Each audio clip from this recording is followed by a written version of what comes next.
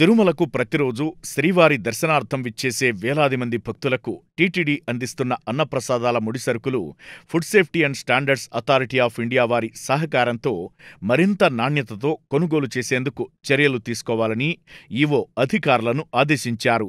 అదేవిధంగా ఎఫ్ఎస్ఎస్ఏఐ సహకారంతో తిరుమలలో అత్యాధునిక పరిశోధనా కేంద్రం ఏర్పాటు చేయనున్నట్లు టీటీడీ ఈవో జె. శ్యామలరావు చెప్పారు.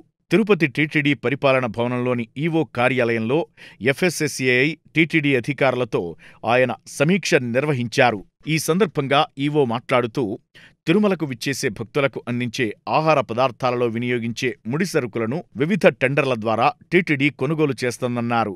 వీటి నాణ్యతను పెంచేందుకు అత్యాధునికమైన పరిశోధన కేంద్రాన్ని ఎఫ్ఎస్ఎస్ఏఐ సహకారంతో ఏర్పాటు చేయనున్నట్లు తెలిపారు. టీటీడీ కొనుగోలు చేస్తున్న వివిధ ముడిసరుకులు అత్యంత నాణ్యతతో ఉండడానికిగాను వాటిని పరీక్షించేందుకు తిరుమలలో ఆహార ప్రయోగశాలలో మరింత పారదర్శకంగా నాణ్యతను పరిశీలించేందుకు వీలవుతుందన్నారు.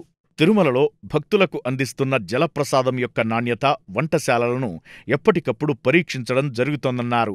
ముడిసరుకుల కొనుగోలుకు సంబంధించి ఎస్ఓపిని తయారు చేయాలని జెఈఓను ఆయన కోరారు.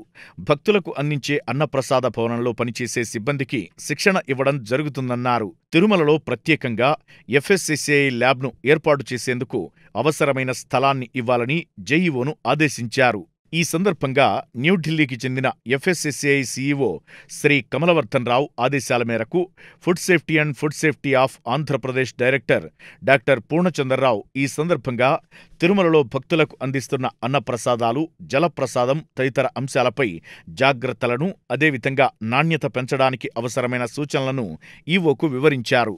ఈ సమావేశంలో JEO Shrimati Gautami, food safety officer and fast track nodal అధికారి Shri Ravindra Reddy, deputy director FSSAI అధికారి శ్రీ బాలునాయక్, టీటీడీ సీఈ శ్రీ నాగేశ్వరరావు, ఇతర అధికారులు పాల్గొన్నారు.